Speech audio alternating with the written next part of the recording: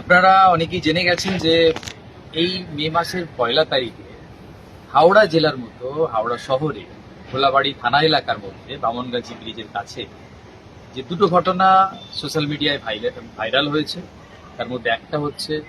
একজন টোটো চালক আব্দুর রাজ্জাক, একজন নিরীহ শ্রমিক টোটো চালক, তাকে একজন লাঠি উঁচিয়ে জবরদস্তি করে ধর্মীয় স্লোগান বলাতে থাকে, জয় শ্রীরাম বলাতে থাকে, জোর করে তাকে তার টোটো ভাঙচুর করতে থাকে, আক্রমণ করে। আরো একটা ঘটনা আপনারা দেখেছেন, ওই একই এলাকায় একজন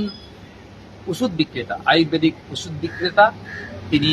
ওই এলাকায় ওষুধ বিক্রি করছেন, আব্দুল হামিদ মোটাল সম্ভবত, তাকেও মারধর করা হয় এবং তাকে জোর করে জয় শ্রীরাম স্লোগান দেওয়ানো হয়েছে। এই ঘটনা সোশ্যাল মিডিয়া দেখেছেন, এটা আমরা অন্য রাজ্যে দেখতাম, কিন্তু এই আমাদের রাজ্যে, আমাদের জেলায়, আমাদের এই শহরের বুকে এটা হবে, এটা খুব আশ্চর্য। এই ঘটনা 1 তারিখের পরে 3 তারিখ পর্যন্ত পুলিশ এই অপরাধীদের, এই দুষ্কৃতী যারা এরকম উগ্রবাদী ভয়ঙ্কর তাণ্ডব লীলা চালাচ্ছে, তাদেরকে কোনোভাবেই অ্যারেস্ট করেনি, এমনকি কোনো কেস পর্যন্ত দায়ের করেনি। তারপরে আমাদের এই হাওড়া জেলার, হাওড়া শহরের বৌদ্ধ হাওড়ার যিনি কনভেনার ছিলেন নাসির খান এবং আমাদের